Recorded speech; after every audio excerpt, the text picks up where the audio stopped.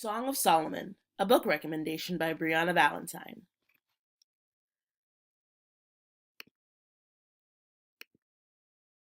The book I decided to recommend to the contemporary lit required text list is Song of Solomon by Toni Morrison. Published in 1977, Song of Solomon has won the National Book Critics Award for Fiction and the Janet Heidinger Crafted Prize. Toni Morrison has won a Pulitzer Prize for Fiction and a Nobel Prize for Literature. I believe as an author she fulfills the class's desire to explore literary works by American writers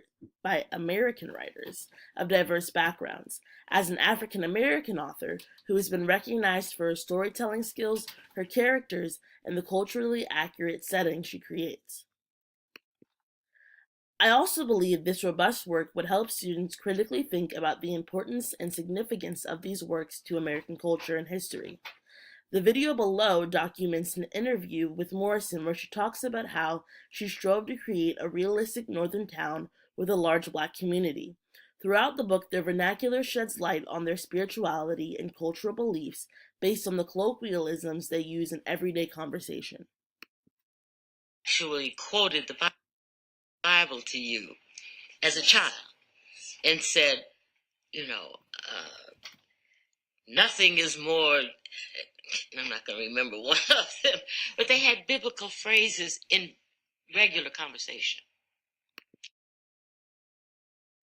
Throughout the novel, there are allusions of African folklores of flying Africans.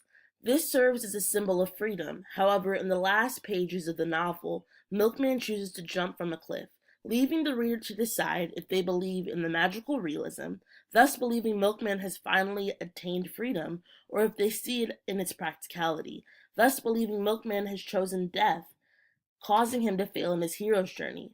The video below shows a dramatic telling of the flying African folklore.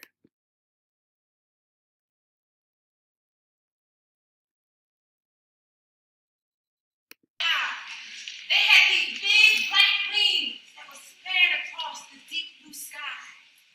And they had their rhythms and their stories and their songs inside. The African people, they could fly. The novel has a prevalent focus on the alienating effects of racism on Milkman Dead and documents his journey to answer the question, who am I?